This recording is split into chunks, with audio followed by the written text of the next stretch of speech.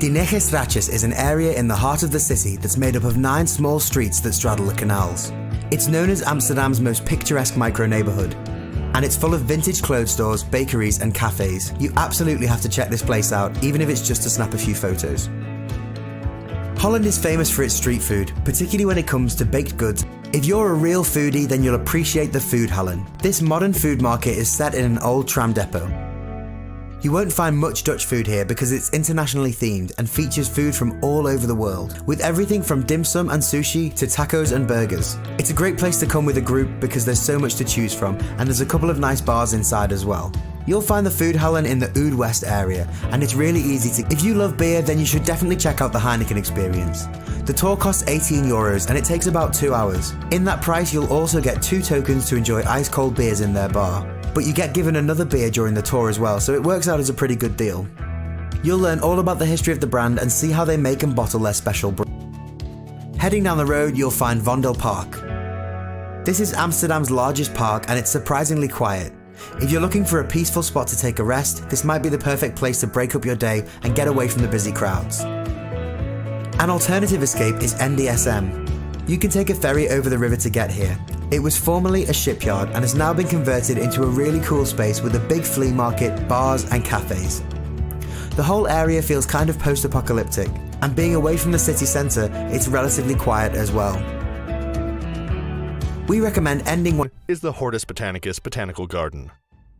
The Hortus Botanicus is located just east of Amsterdam Centre and is one of the oldest botanical gardens in the world, with its beautiful gardens and special greenhouses. It has a collection of over 4,000 plant species and is a lovely place to spend a couple of hours and connect with nature. The garden was opened in 1638, originally as a medicinal herb garden to help combat plague-type illnesses, which gripped Europe at the time. Its collection then expanded as Dutch traders brought back exotic plants from all over the world, particularly from South Africa and Asia. Today, some of the more unique plants are on display, including Victoria, the garden's giant water lily. When in bloom, the 154-year-old lily opens its flowers every night around dusk. The large hothouse creates conditions for 3 different tropical climates, and hundreds of butterflies can be found inside the Botanicus butterfly greenhouse. The garden has a lovely cafe for visitors that is located in the recently renovated Orangery, with its large outside terrace that opens onto the garden. Guests can also visit the interesting museum shop selling bulbs, flowers, and seeds, as well as books about plants.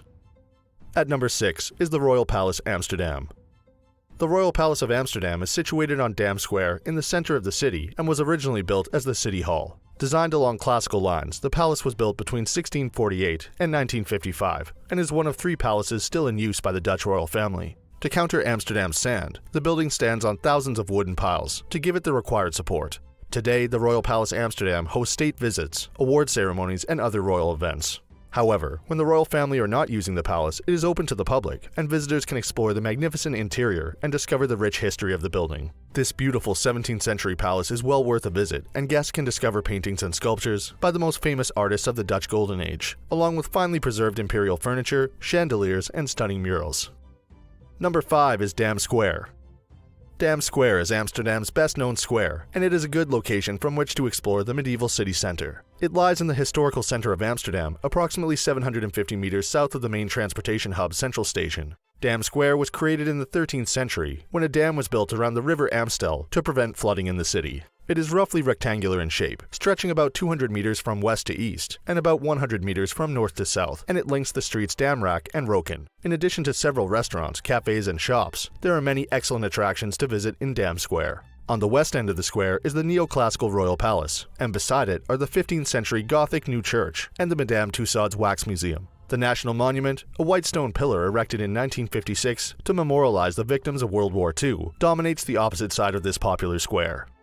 At number 4 is Adam Lookout and Over the Edge Swing. Located on top of the Adam Lookout in Amsterdam North, the Adam Lookout is an observation deck with unrivaled panoramic views of Amsterdam. Opened in May 2016, the almost 100-meter-high building has become a landmark in the city. The panoramic deck provides a spectacular 360-degree view of the area. There is both an indoor and outdoor deck, found on the 20th and 21st floors, and visitors can see the city's historical center, its pulsating port, the unique Dutch landscape, and the famous canals that belong to the UNESCO World Heritage List. Then, buckle up and experience a once-in-a-lifetime adrenaline rush on the Over the Edge Sky Swing at 100 meters above the ground. You'll get a literal bird's-eye view of Amsterdam, Complementing the experience is a state-of-the-art interactive exhibition about Amsterdam's history and culture. Number 3 is the Rijksmuseum. The Rijksmuseum is situated on the Museumplein in Amsterdam and is easily accessible by public transport, car, and bicycle. It opened in 1800 in The Hague, but moved in 1808 to Amsterdam, where it was formally established. Its first location was at the Royal Palace, but it was later moved. The Rijksmuseum's current location opened in 1885, and today it houses more than 1 million objects, dating from 1200 to 2000. Known as one of the world's finest art museums, it is packed with works by local heroes Rembrandt, Vermeer, and Van Gogh, as well as 7,500 other masterpieces. Its collection spans over 800 years of art history in a magnificent Gothic and Renaissance building. There's also a library and world-class restaurant on site, and to experience a few hours of culture, it doesn't get much better than this. The Rijksmuseum is one of the most popular museums in the Netherlands, and ranks high amongst the most visited museums in the world. Amsterdam is known for, it is the red light district. It's one of the oldest areas of the city and oozes atmosphere during the evening. Besides the obvious, there are many coffee shops, bars, restaurants, special shops and shows to be found in the area. There's even a museum about the history of the red light district. Part of the red light district, the Zeedijk is a street which hosts many great restaurants and even a small Chinese neighborhood. And at number 1 is the Canal Cruise Amsterdam.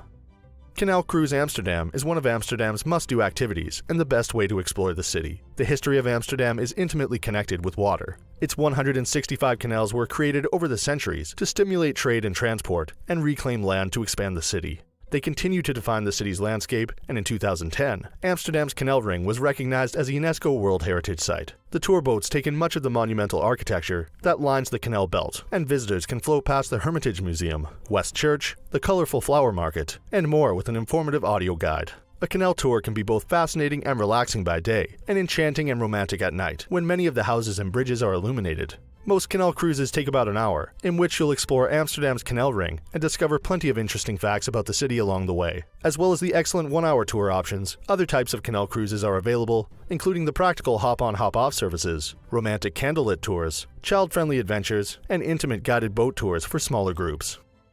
So that sums up our top 10 things to do in Amsterdam. We hope you enjoyed. If you did, please leave a like on the video, and if you're new here, feel free to subscribe. Until next video, have a great day.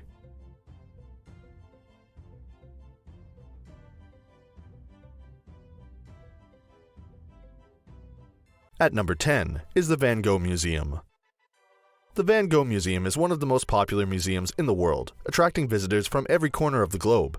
This fascinating museum is dedicated to the works of Vincent van Gogh and his contemporaries, and holds the world's largest collection of Van Gogh's paintings and drawings, including the famous sunflowers and almond blossom. The post-impressionist painter was one of the most influential figures in the history of Western art, and his use of bold colors and broad expressive brushstrokes remains as captivating today as they were in the 19th century. Having originally opened on Museumplein in 1973, the Van Gogh Museum has been expanded and modernized over the years, ensuring it's a truly cutting-edge exhibition and visitor space. The museum is also home to exceptional research facilities that add depth to our knowledge about Van Gogh's life and gives visitors an inside look at the conservation work that goes on. There are art workshops for kids, and on Fridays, the museum stays open later, inviting musicians and other performers to share its public spaces with the artworks and